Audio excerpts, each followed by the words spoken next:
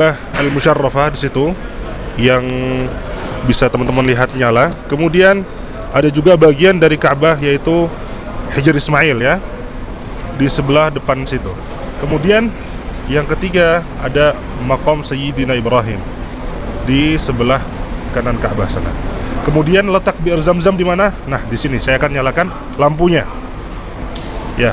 Kemudian yang menjadi pertanyaan biasanya teman-teman sekalian, di mana letak Safa Marwah?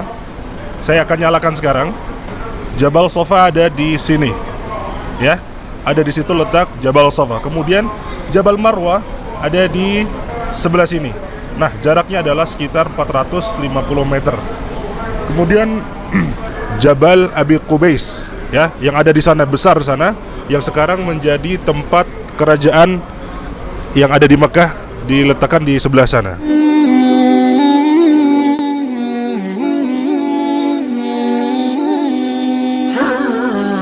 Seperti inilah kota Makkah 600 Masehi di era Rasulullah Shallallahu Alaihi Wasallam. Kota Makkah 3 dimensi ini akan menunjukkan lokasi dan luas wilayah dari tiap-tiap kabilah di Makkah, lokasi pasar dan kawasan maksiat pada masa jahiliyah, serta beberapa gunung bukit yang bersejarah, dan tentunya juga tata letak rumah-rumah dari kaum muslimin maupun kaum musyrikin yang menyiksa dan menentang dakwah Nabi Shallallahu Alaihi Wasallam. Untuk lebih memahami, kita akan bertumpu dari sudut pandang ini. Yang sebelah kanan layar adalah utara dari kota Mekkah, yang kiri adalah selatan.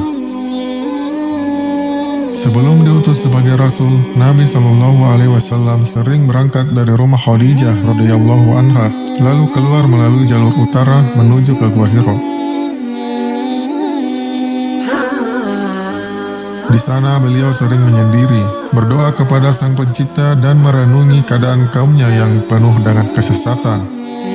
Dan tepat di malam hari pada bulan Ramadan, Allah Subhanahu wa Ta'ala mengutus malaikat Jibril alaihissalam menyampaikan wahyu yang juga sekaligus menjadi peresmian beliau diutus sebagai Nabi dan Rasul terakhir.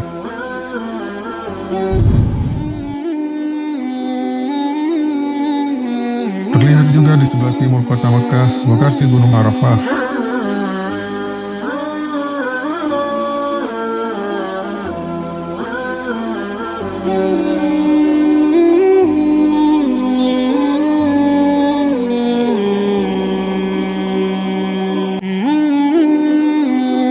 Nah, terlihat di sini adalah wilayah dari kabilah Bani Adi, di mana tempat Umar bin Khattab radhiyallahu anhu berasal. Awalnya Bani Adi ini berwilayah di antara Bukit Safa dan Ka'bah, akan tetapi karena terjadi beberapa bentrokan dengan kabilah lain, akhirnya mereka bersekutu dengan Bani Syam lalu pindah ke wilayah ini dan terbagi menjadi 2 wilayah. Lalu di sebelahnya ada wilayah dari kabilah Bani Taim, yaitu tempat Abu Bakar radhiyallahu anhu berasal. Kemudian tidak jauh dari situ ada wilayah dari kabilah Bani Makhzum, di mana Khalid bin Walid, orang yang mendapat julukan pedang Allah, berasal. Dan yang ini adalah wilayah Bani Hashim, di mana tempat Rasulullah Shallallahu Alaihi Wasallam berasal. Lalu ini wilayah kabilah Bani Amir, dan ini adalah letak wilayah kabilah Bani Syam. Bani Syam ini mempunyai cabang yaitu Bani Umayyah, di mana tempat Utsman bin Affan radhiyallahu anhu berasal.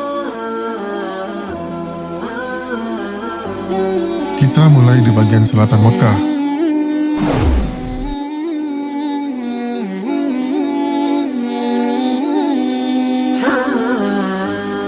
Ini adalah rumah Abu Bakar As-Siddiq radhiyallahu anhu, sahabat terdekat Nabi Shallallahu Alaihi Wasallam, bahkan sebelum Islam. Di sebelah baratnya, di dasar gunung adalah rumah Al-Khattab. Di rumah inilah Umar bin Khattab radhiyallahu anhu dilahirkan dan dibesarkan. Lalu kita ke Ka'bah.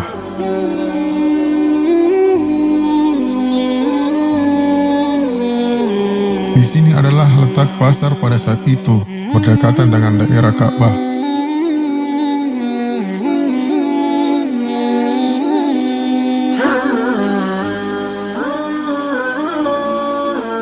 Penutup Ka'bah yang disebut kiswah pada saat itu adalah berbagai kain berkualitas tinggi dengan corak warna yang berbeda-beda dan menutupi dinding Ka'bah.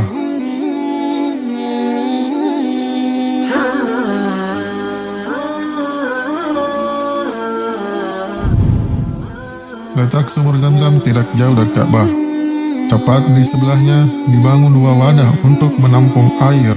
Yang terdekat dengan Ka'bah digunakan untuk kebutuhan minum, dan yang terjauh dari Ka'bah di sebelah sumur digunakan untuk kebutuhan mencuci.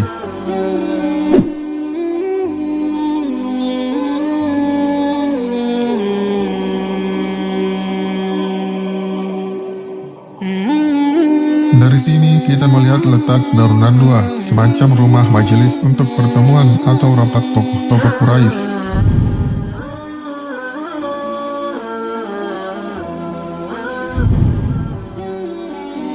Lalu ini adalah rumah Ummu Hani radhiyallahu anha yang merupakan sepupu Nabi Shallallahu Alaihi Wasallam dan juga kakak Ali bin Abi Thalib radhiyallahu anhu. Di rumah ini pula Nabi Muhammad Shallallahu Alaihi Wasallam melakukan perjalanan Isra Mi'raj. Lalu ini rumah Abdullah bin Jad'an, seorang yang sangat dermawan dan juga paman dari Abu Bakar radhiyallahu anhu. Namun ia wafat sebelum Rasulullah Shallallahu Alaihi Wasallam diutus. Kemudian ini rumah Uqbah bin Abi Mu'aid, salah satu yang keras memusuhi Nabi Shallallahu Alaihi Wasallam. Menyeberang ke sebelahnya ini rumah Abi Al-As dan istrinya Zainab radhiyallahu anha, putri Nabi Muhammad Shallallahu Alaihi Wasallam. Lalu di seberangnya ini adalah rumah dari penentang papan atas dakwah Nabi Shallallahu Alaihi Wasallam, yaitu Abu Jahal.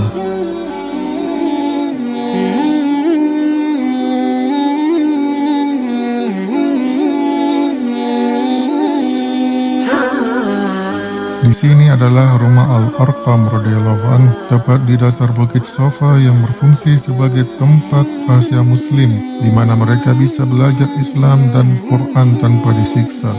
Lalu ini adalah gerbang Bani Syaibah yang merupakan gerbang utama utara berhadapan langsung dengan sumur Zam-Zam. Beranjak ke utara, kita melihat lembah Bani Hashim.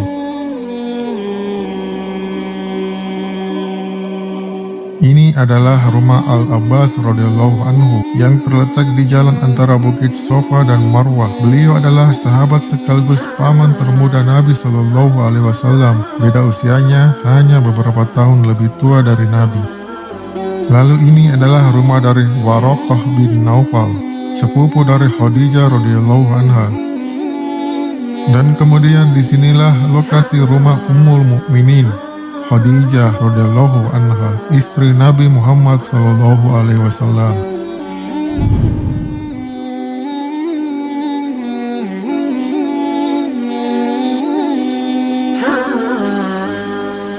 Di lokasi ini adalah letak rumah Abu Sufyan radhiyallahu anhu, yang awalnya ia juga salah satu orang yang keras memerangi Islam, namun pada akhirnya memeluk Islam. Lalu di sebelahnya adalah rumah Miqtib bin Abu Lahab.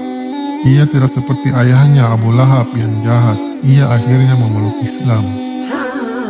Di sebelahnya ada rumah Utbah bin Rabi'ah, seorang yang dulunya sempat takjub dengan dakwah Rasulullah. Namun karena kedudukan dan kemuliaan yang diberikan kaumnya menghalangi dia masuk Islam dan gugur di perang Badar.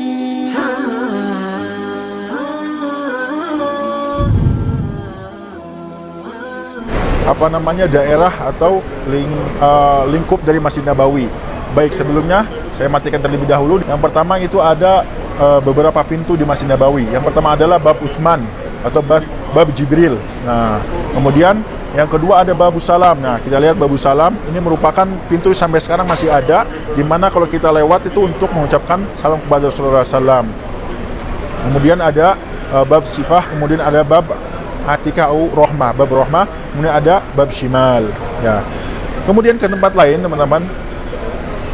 Setelah Rasulullah SAW sampai, ya Rasulullah SAW, ya sering saya ceritakan bahwasanya Rasulullah SAW itu ditarik-tarik oleh para sahabat kaum Ansor untuk tinggal di rumahnya, dan dipilihlah, ya singkat cerita, yaitu di rumah Abu Ayyub Al-Ansori. Nah, inilah ya, letak dari rumah Abu Ayyub Al-Ansari, yang dimana Rasulullah SAW itu menginap beberapa bulan di situ. Kemudian di sini juga ada rumah Hasan bin Zaid. Kemudian Sa'ad bin Abi Waqqas. Kemudian rumah istri Rasulullah SAW. Di antaranya ada nih kamar Ummul Mukminin Hafsah radhiyallahu anha. Nah, itu samping Nabawi ya. Nah, kemudian ada kamarnya Ummul Mukminin Sofiyah radhiyallahu anha. Kemudian ada rumah atau kamar dari Ummul Mukminin Romlah. Kemudian ada juga Zainab. Ya, ini saling berdekatan ya. Nah, kemudian ada Ummu Salamah. Nah, kemudian ada Ummul Mukminin Aisyah radhiyallahu anha, ya. Lagi ini rumah Aisyah ya, paling tengah. Kemudian ada juga kamar dari Ummul Mukminin Saudah ya, dan Ummul Mukminin Juwairiyah. Masya Allah, tabarakallah. Di mana tempat baki? Nah, sebentar lagi kita akan nyalakan tempat baki di sini. Nah, yang paling dekat di sebelah sini ya. Ini tempat baki. Kemudian di mana sih tempat dilantiknya Abu Bakar radhiyallahu anhu, yaitu di Saqifah Bani Sa'idah. Ini saya akan nyalakan lampunya di sana ya. Nah, di sanalah tempat Saqifah Bani Sa'idah. Banyak sekali di sini sebenarnya, nggak bisa saya sebutkan satu.